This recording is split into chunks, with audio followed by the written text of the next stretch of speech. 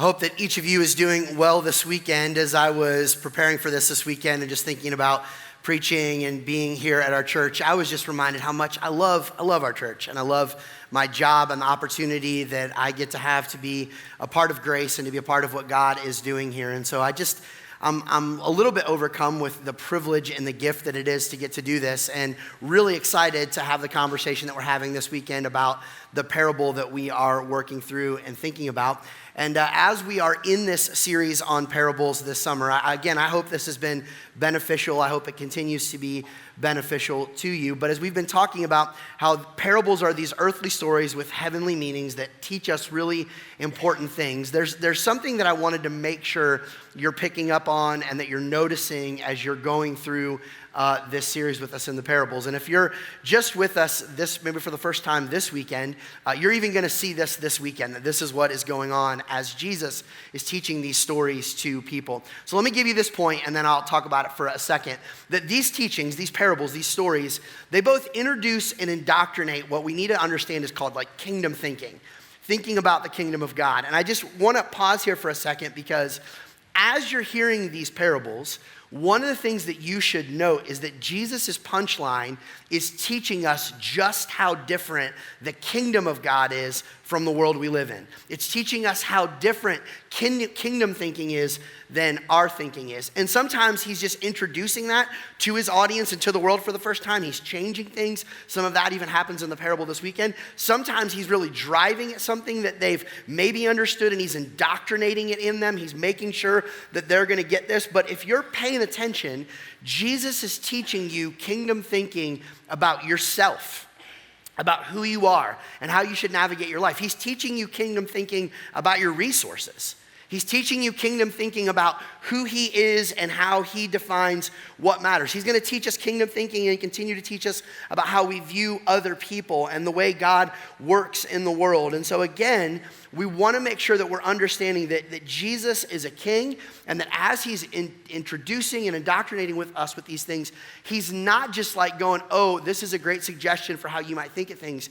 He is radically changing the way we should process the world. He's giving us kingdom glasses and a kingdom perspective on things that as you navigate these parables, if you've been paying attention, you should see how much they really force us to think about the world differently than maybe you would learn in college, or certainly in the way you navigate your life just kind of day in and day out. So again, you don't have to have caught up on all of these. If it's your first week, that's great. But we want to encourage you to go to our website, our app, catch up with these, and just see how this kingdom thinking is being introduced and indoctrinated into us. All right. The parable that we're going to deal with this weekend, it's a parable you probably, certainly if you grew up in church, you're familiar with. Even if you didn't grow up in church, you've probably heard a term or a concept connected to it.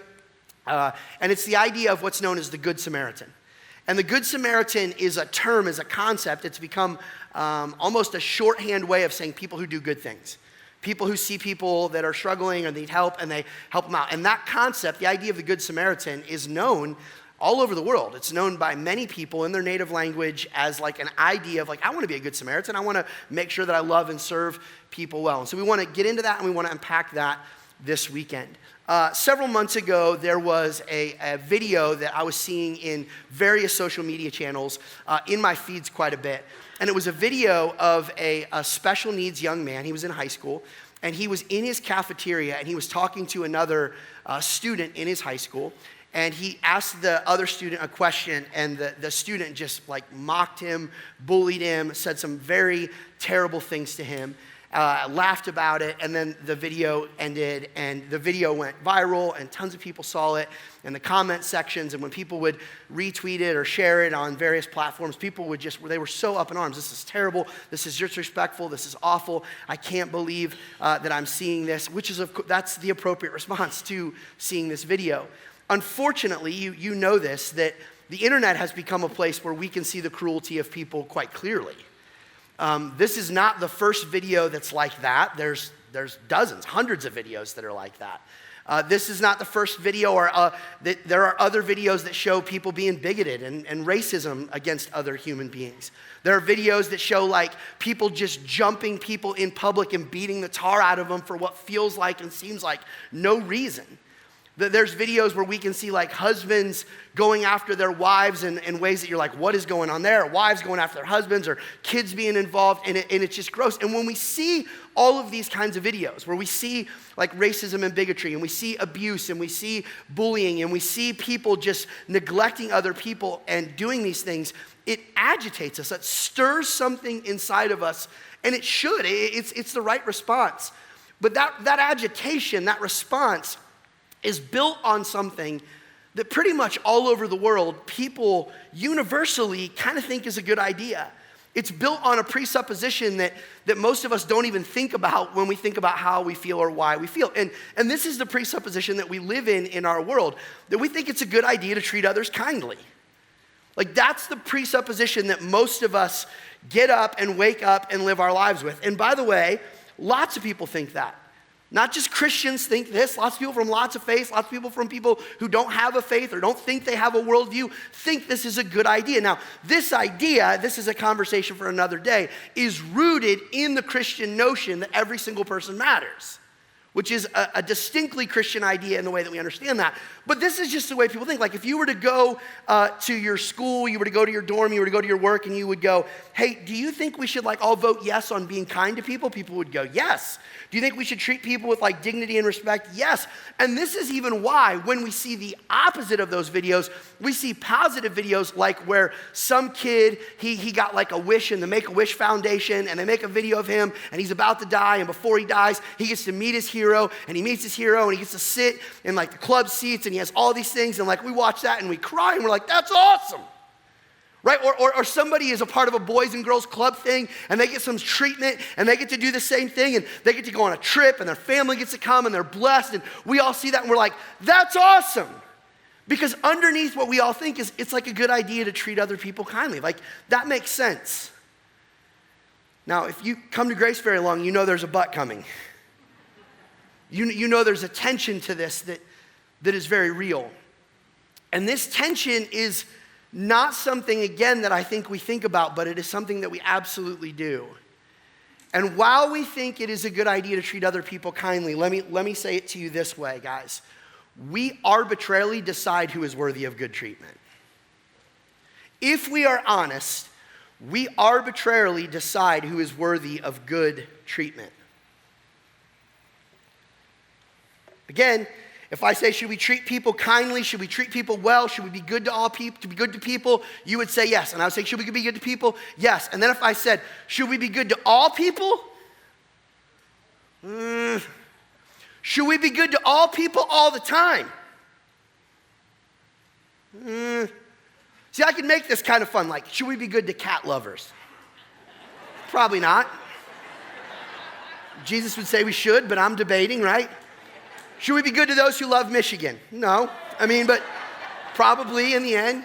But no, I can flip it real quick and it can get serious, right? Because I can say, for some of you, the issue is, do you think you should be good to Democrats? And for some of you think, should you be good to Republicans? Should we be good to immigrants? What about if they're illegal or undocumented? Should we still be good to them? For some of you, you have a category of, I'm not sure I should be good to CEOs. They make too much money, and I don't like the things that happen to them. For some of you, here's one that's going to get real. Should you be good to the person who's going slow in the fast lane? Some of you are like, a bridge too far, my young man. You know, like, no way. Okay, but you're getting my point. My point is, while we say we should be good to everyone, what we all do is we all create categories, moments, instances, specific things where we say what we tell ourselves. We don't like say this out loud because it's like terrible to say this out loud. But what we say is, you have permission not to treat that person good. You have permission not to be nice to that person. You don't have to be kind and respectful to that person. I mean, after all, think about what they said to your kid. Think about how they voted. Think about how they spend. Think about what their hobbies are. And so what we do is we arbitrarily make decisions on who we have to be kind to and who we should be good to. And so as long as people are in categories that we think we should be good to them, then we're good to them. But if someone's outside of that category, we say, I don't really know that it applies. Well, I'm going to just tell you this in love. Jesus is going to jump off the top ropes at that. And he's going to say, that's ridiculous. And he is going to redefine something for us this weekend that is just, he's going to force us to say, you are to be kind to everyone whenever you see them. And that's hard. And some of you say, well, what do you mean by kind? And how do I define kind? And yet some of you, you're already arguing the way the person in the parable is arguing to try to get out of what Jesus' love would call us to do. And as we deal with this parable that so many people know, this idea of being the Good Samaritan and treating people well, what's going to happen, because Jesus, he's just a brilliant teacher. He's like a brilliant, brilliant teacher. And there's so much fullness and richness in this passage. It's going to convict you. Even if you're not a follower of Christ, you're going to hear this and you're going to go, that's true. I should apply that. But I also want to tell you something that's so important about this. As we go through this passage, what you're going to have to really think about is Jesus is going to push us to think about how to love people and serve people and care about people. What you're going to have to ask is, what's your motivation for doing that? Why am I really driven to do that? And to be honest, there's two main motivations that show up in most of life, but certainly through a conversation like this one. And I want to make sure that we get it right. And so I'm going to put it up here like this way. Your motivation needs to be grace, not guilt. Your motivation needs to be grace, not guilt. If you listen to this message, and I understand why you will, you'll feel convicted, which will then make you feel guilty, and you'll feel ashamed. And from that shame, you'll say, I'm a loser, I have to do this, and so I need to be like the Good Samaritan, I need to love people, I need to treat people well. Here's what I'll tell you. You will do that, but it'll be short-lived and there'll be no joy in it. You and I do not have in us the motivation and capability by guilt to be able to love people well, particularly tough people well. But the real change agent that really shapes us and really moves us and really gets us to love people well is not guilt, but grace. It's when we realize that we can love because we were first loved. It's when we've received the love of God and stare into the grace of God and stare into the mercy of God, and it changes us, and we really see who we are and we see who other people are, and we can empathize with people's situations and their struggles and their difficulties, and out of that we say, I don't have to love people this way. I get to love people this way because I was first loved that way. But if your motivation is guilt, you won't do this. But if it's grace, if it's going back to what we learn in Romans 12, that in view of God's mercy, we are to transform. In view of what God has done in us, we should change. So I just want to set that as the backdrop of the text. So if you've got a Bible, I want you to go to the Gospel of Luke,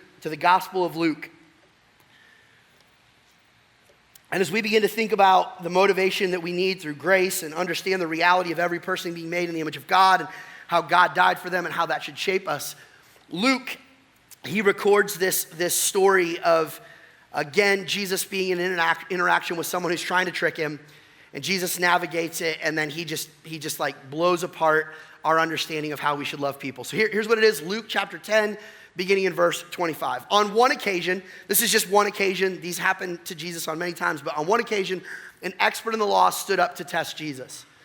When you hear expert in the law, don't hear like lawyer, attorney who's like, and I too can get you your money if you've been in an accident. That's not what we're talking about here, okay?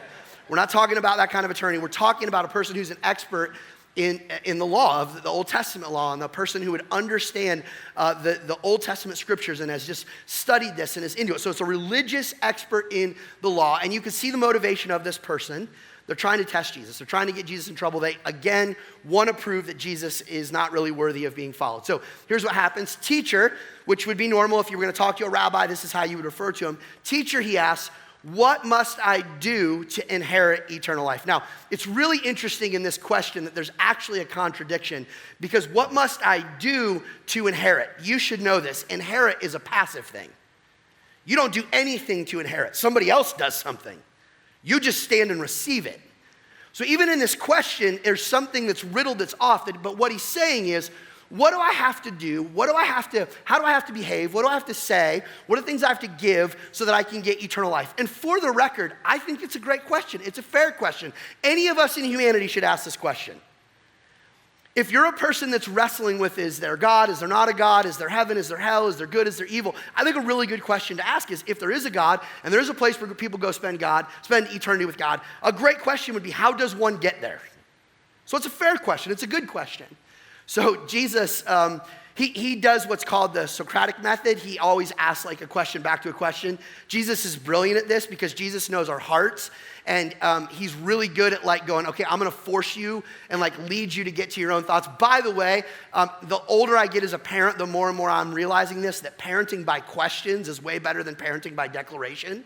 That asking your kids various things and letting them come to the conclusion where they have to say it themselves is actually way better than you saying it to them. So saying, instead of don't talk to your mother that way, saying, do you think you should talk to your mother that way? Changes the game amazingly when teenagers, they just walk away. But they get the point, right? So he says, I'm going to ask a question back. And he says, well, what's written in the law? He replied, how do you read it? I mean, I don't know Jesus, like his tone in this, but he sort of looks back at the guy and he's like, you're the expert.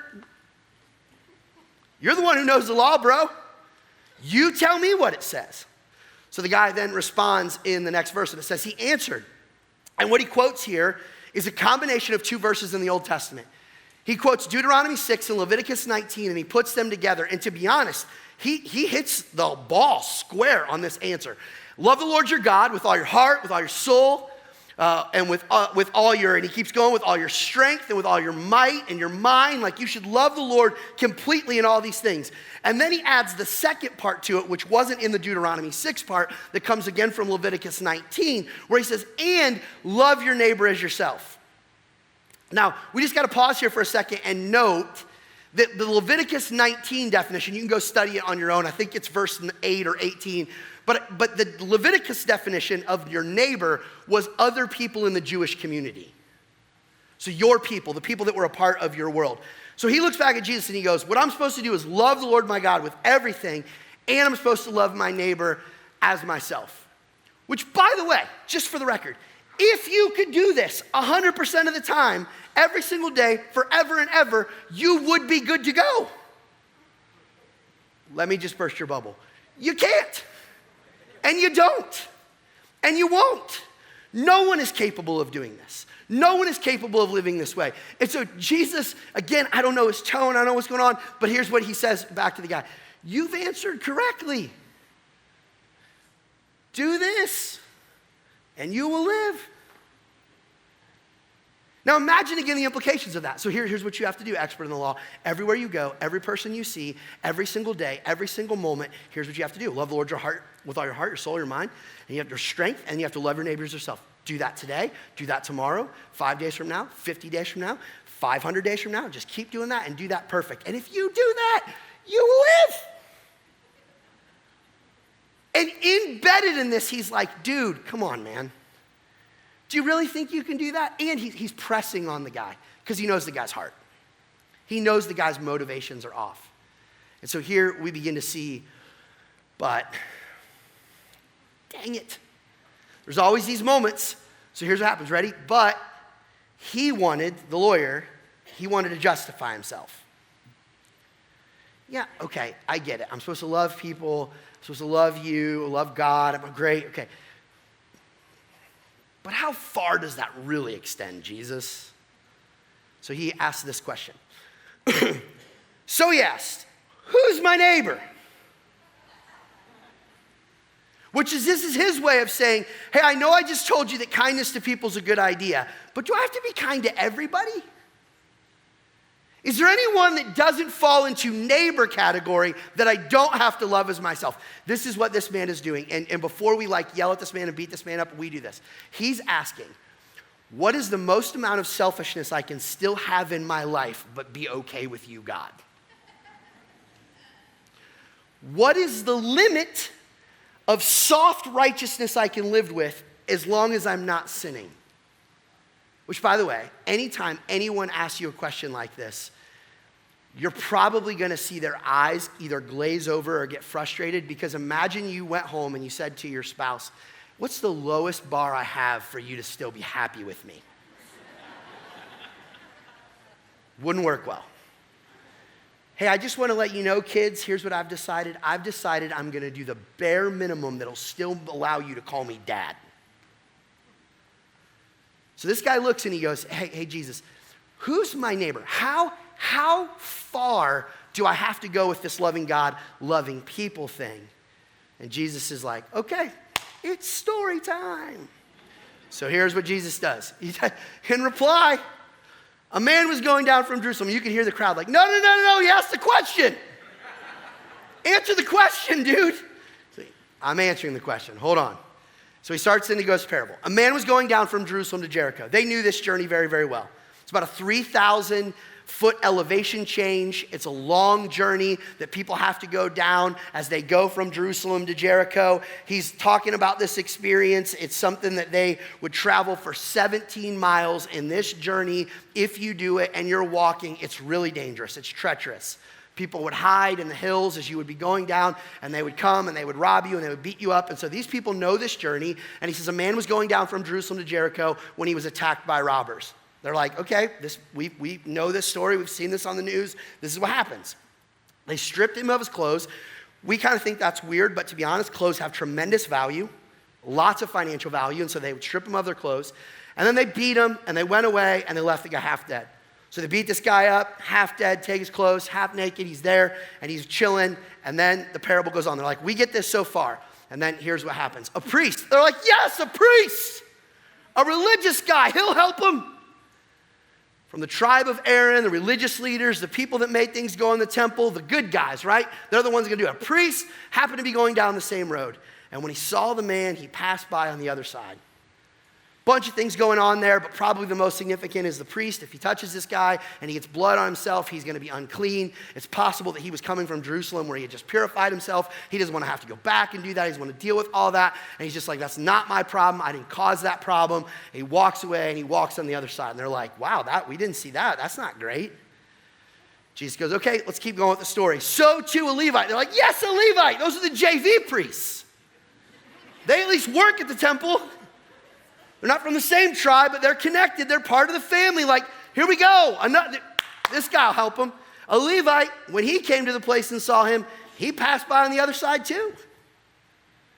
So both these guys see the guy, walk by. Nope, not my problem. Not getting messed up. I'm not getting that on my clothes. I'm not getting messed up. I'm not getting unpurified. Nope. And they just go.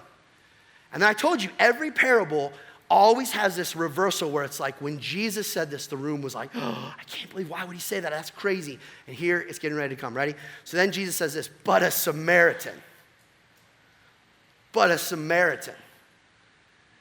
Everyone's jaw drops, silence across the room. Did he just say Samaritan? I think he said Samaritan. If you grew up in church, you know this. Jews hate the Samaritans. It is literally legalized, institutionalized racism. They would go to the temple and they would pray, Lord, do not forgive the Samaritans. They thanked God in a daily prayer, thank you for not making me a Samaritan. They hated the Samaritans. This is like apartheid. Like legalize, institutionalize, treat these people like garbage. In fact, one of the scholars I was reading about this parable this week, he said that he was saying that the assumption would have been the person that beat the people up and robbed them were Samaritans. Which, by the way, let me just reveal something sometimes in our heart.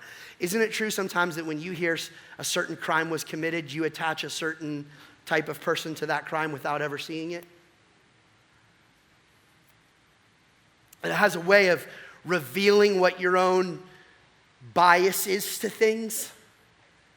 And they thought, Samaritan probably did this to the guy. A Samaritan's here? Well, if the priest walked by and the Levite walked by, this dude's not going over there. But a Samaritan.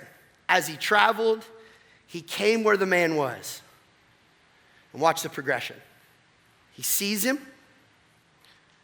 He took pity on him, We're going to come and we're going to unpack this word because this word in the Greek language is incredibly important. It talks about the emotional connection that he felt as he engaged this person's pain. He saw him. He took pity on him. It continues. And then we did. He went to him. He stepped into his mess.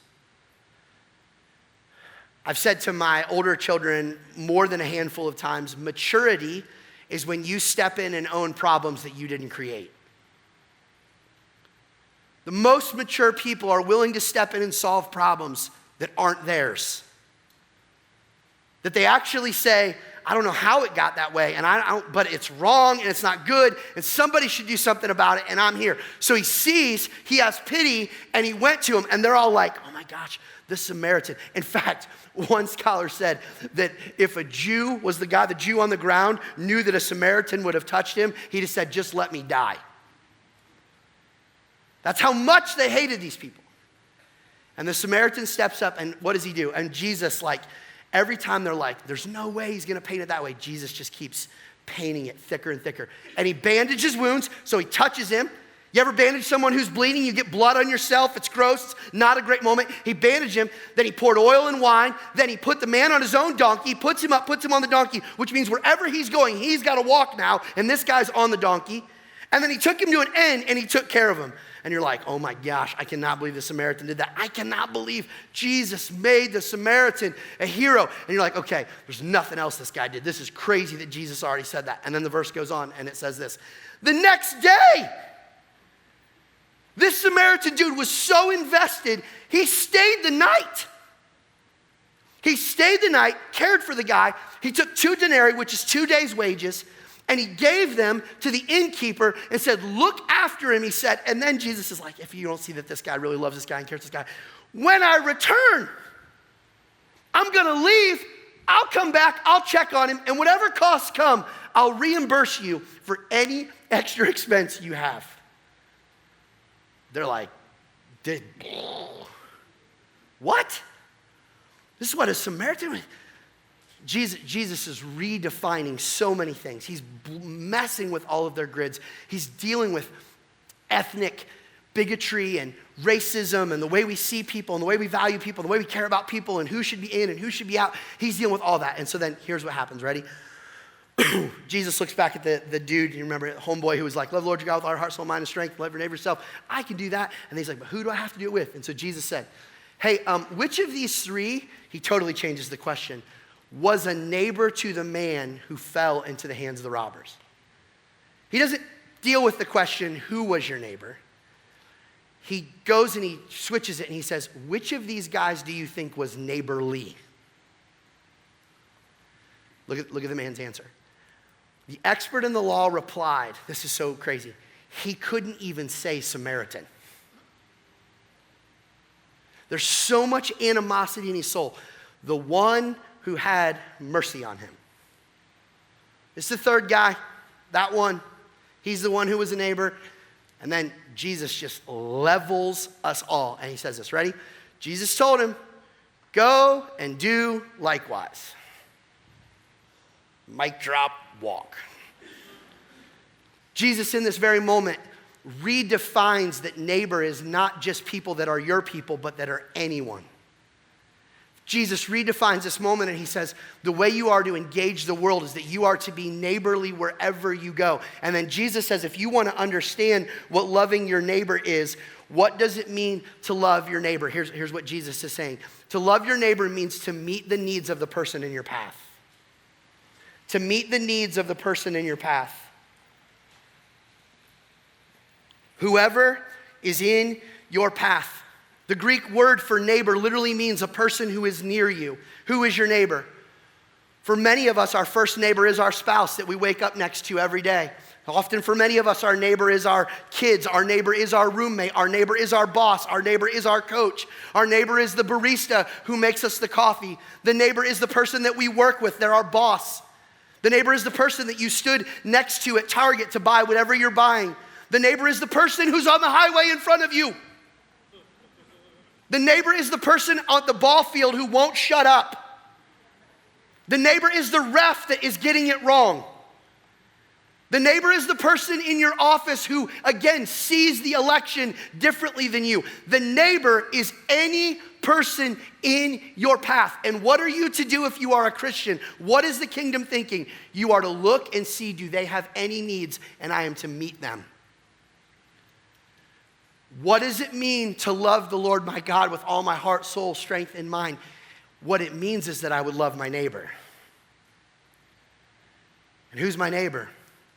Whoever I run into.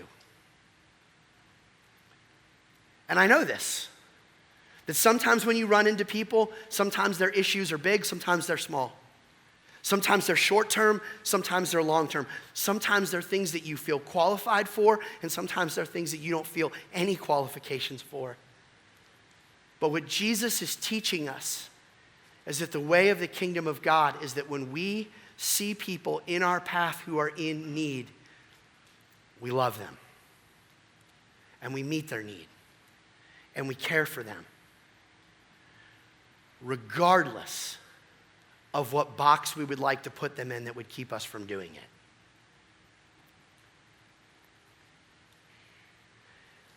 If this doesn't disturb you in a sense of where you're like, wow, this feels like a high bar, then you don't understand it.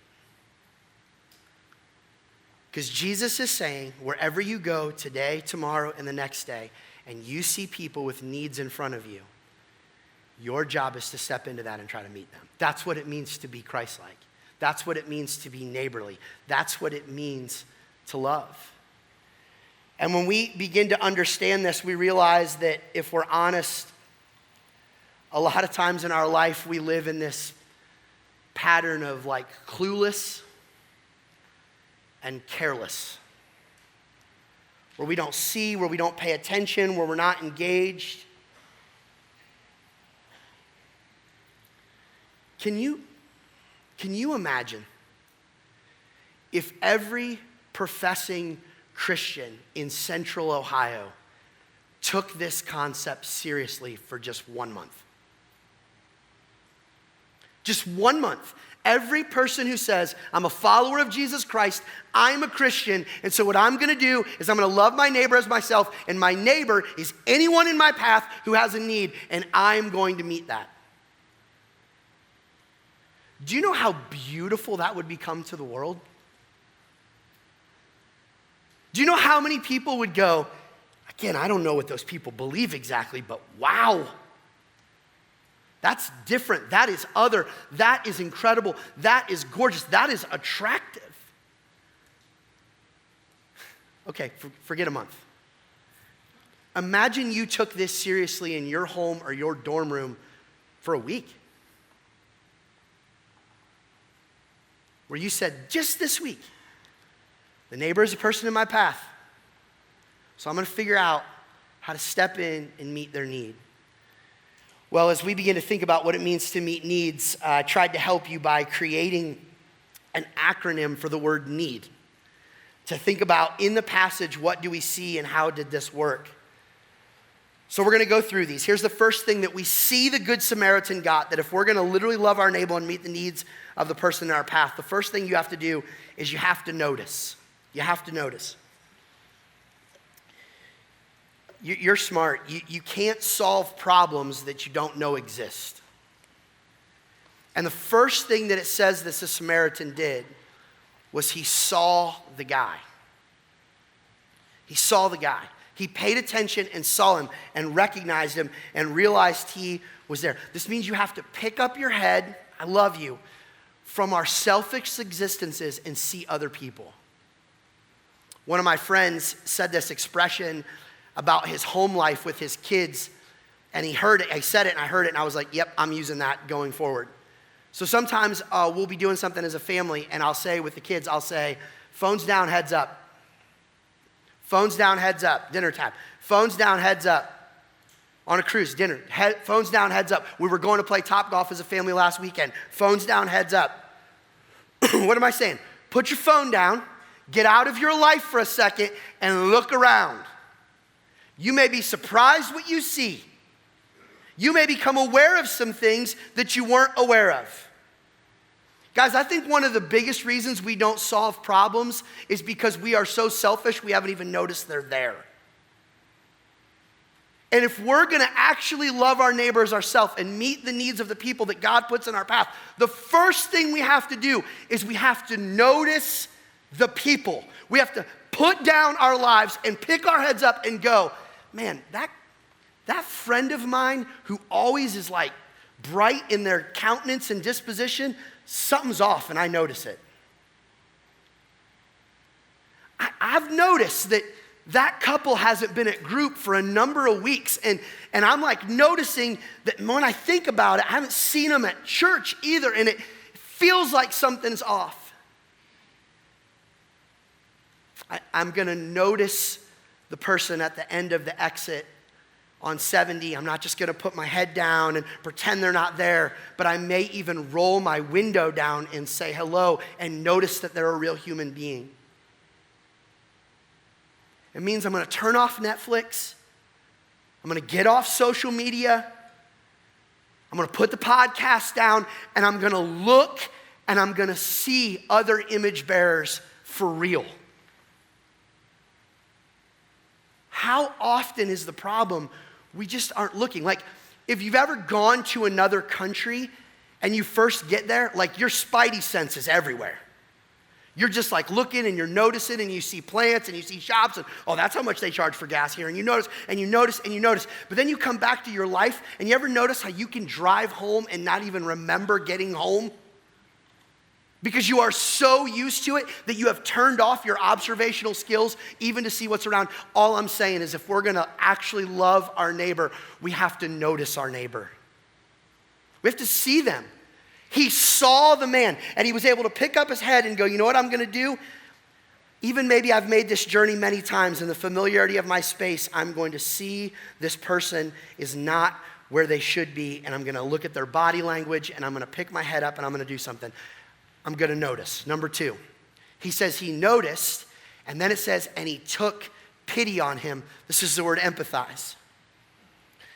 Empathize is the idea that someone else's problem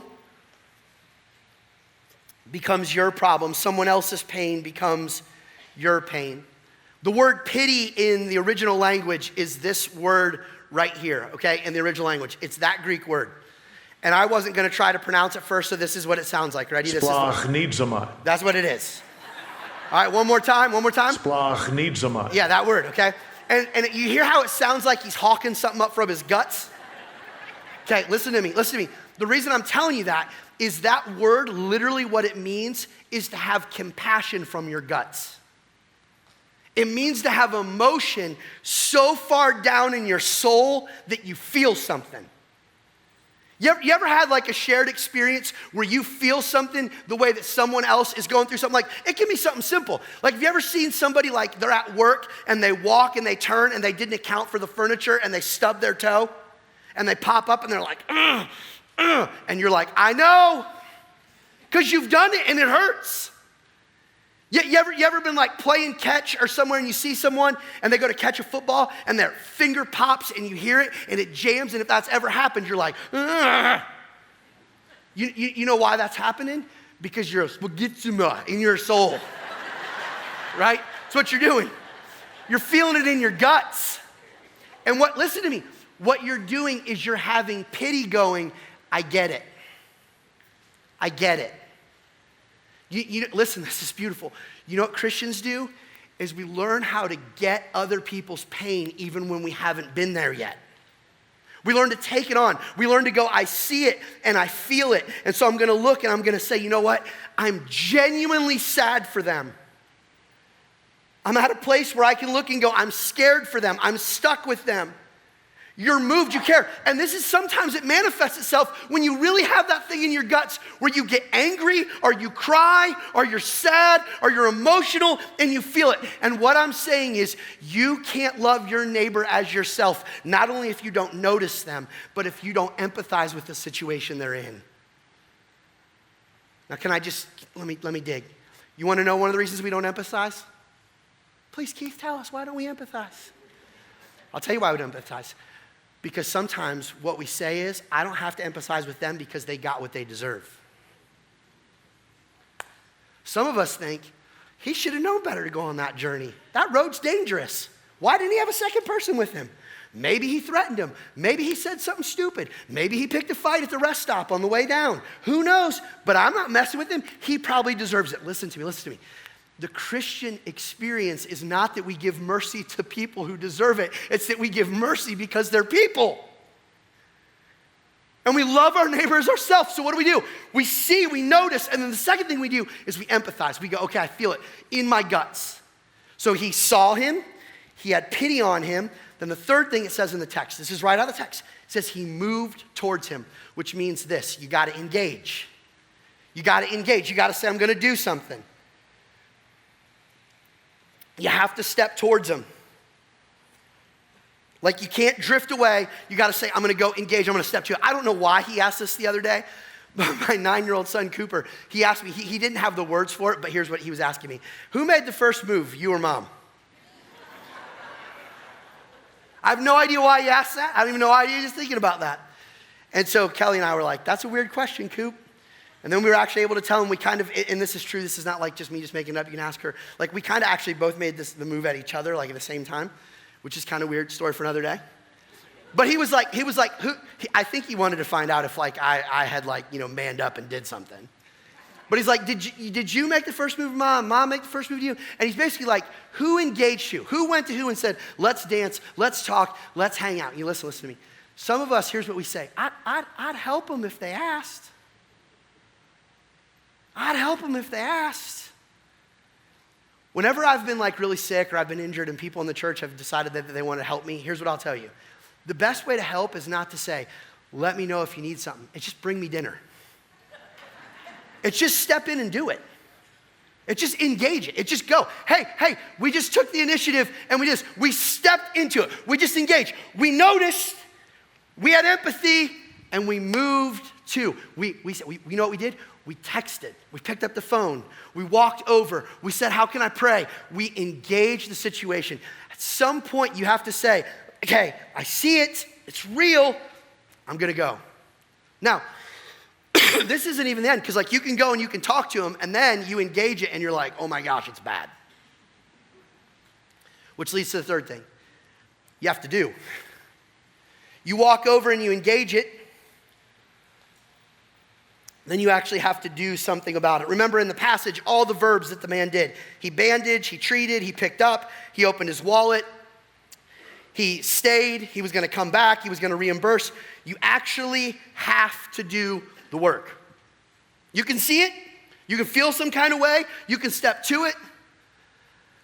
Many of us have had this situation where we've been somewhere and like our car is behind somebody else's car and they gotta leave. So they come and they're like, whose car is that car? That's my car. Like, hey, I need to move it. And we're all like, okay, I've noticed they need to leave. I know what it's like to need to leave. I empathize with that. I need to get out of here. So you start to engage it. So what do? You go find your keys. You find your keys and you get your keys and you start to walk towards the driveway or to the parking lot or whatever it is. And then someone starts to talk to you.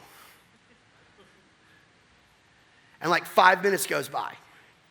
And the people walk back in and they're like, hey, who owns the Pathfinder? You still need to move. Oh yeah, I forgot. Because listen, at the end of the day, you don't fully love your neighbor if you don't actually do the thing.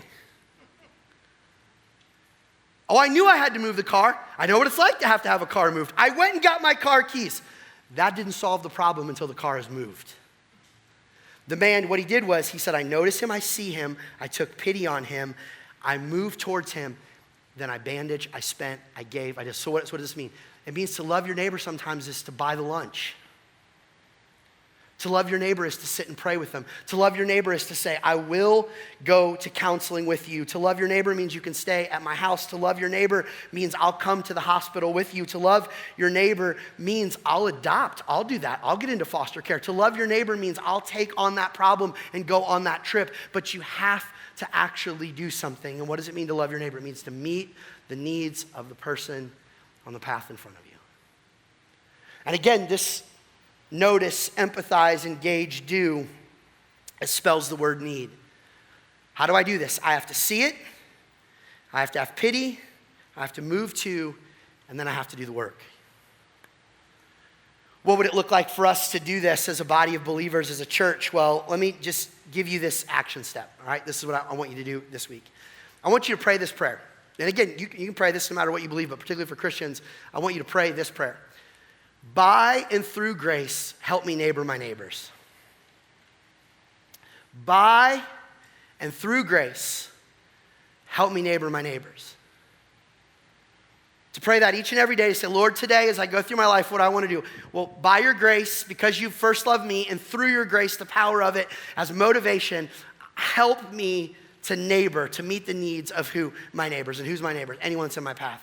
So God, today, help me to neighbor my neighbors. God, help me today at work, neighbor my neighbors. God, help me at home to neighbor my neighbors. God, help me on the road to neighbor my neighbors. Help me on my team to neighbor my neighbors by grace and through grace. Now, one of the things that you got to just see in this, okay? One of the things you got to see in this parable is that while the parable is about this idea of who's our neighbor and how do we love, what you have to see is the biblical redemptive message of Jesus in the middle of it.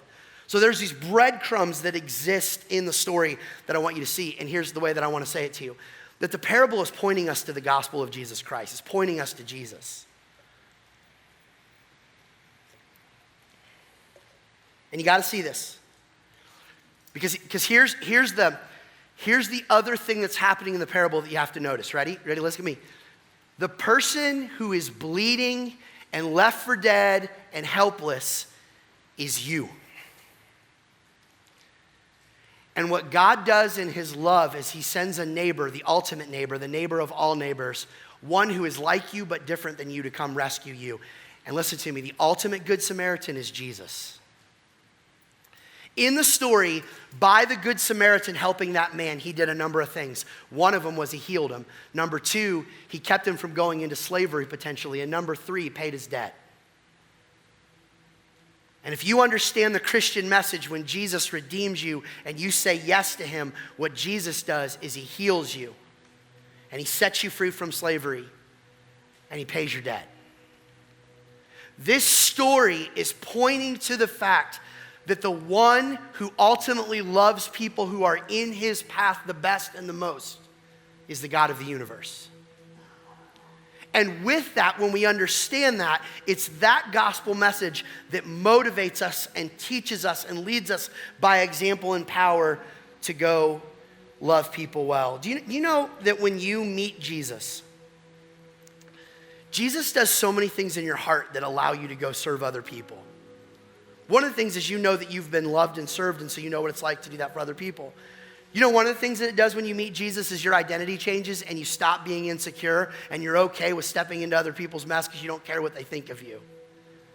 You know that when you are freed by Jesus and Jesus has rescued you, you recognize, I am free to give away my stuff because I don't need my stuff to be somebody. So here's just how I want to end before we sing. It's to just get you, whoever you are, to really process the gospel message. You know, so many times when people say the gospel message, what they really mean is how does a person become a Christian?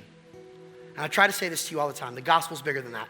The gospel is the good news that there is a God who loves you and wants a relationship with you. The way that that happens is that you receive Jesus into your life. You follow him, make him your king as you repent of your sins, leave your life, and make him the one that your life is about. So here's just what I want you to do for a second. If you are a follower of Jesus and you recognize that you have been a bloody person who couldn't save himself, left for dead, but God in his grace came and rescued you, in your soul, can you just dwell on that for a minute? And if you're someone that doesn't know and doesn't believe and doesn't understand it yet, here's what I want to remind you. I want to tell you, you cannot good your way to God. You can't love him perfectly every day. You won't. You can't love every person perfectly. You won't. But you don't have to, because there's one who already has. Jesus, in his life and in his perfection, loved the Lord his God with all his heart, soul, mind, and strength perfectly, and loved his neighbor as himself perfectly, and he offers you the test that you are doomed to fail, his test, which is perfect. And I know that some of you come to Grace week after week or month after month or even year after year, but you've never stopped to actually say, Jesus, I'm in. I'm in. So what I just want to ask is, across every location, would you just bow your head for me right now? And the first group that I just want to talk to is, if you're a Christian, you know it, you believe it, you love him, you're following him, you've been changed by his grace. Can I just ask you in this moment to let gratitude stir up in your heart?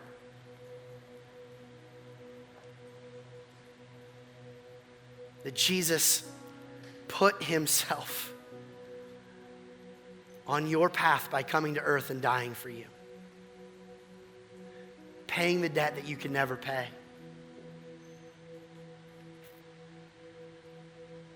And that would just stir up love and honor and praise, and would fuel you to live from this place of grace.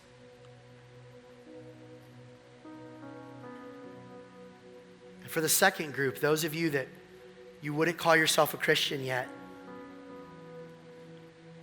would you really today consider the reality that the Christian message says God knows you exactly as you are, died for you, offers you full forgiveness, offers you his righteousness, not by anything you'll do, but everything he's done. And all he's asking now is that you believe on that, die to yourself, and follow him.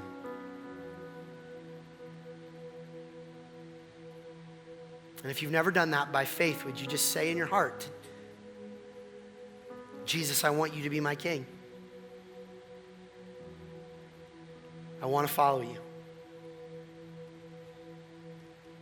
And I'm grateful for what you've done for me.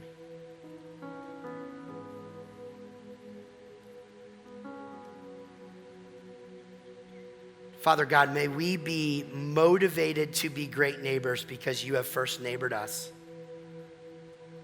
That regardless of our past and our history, you died for us, you rose again for us, you offer us forgiveness and mercy and your righteousness. May we, by and through grace, have your help to help us neighbor our neighbors in a way that would bring people hope and joy and connect people to you. We pray this in the name of Christ. Amen.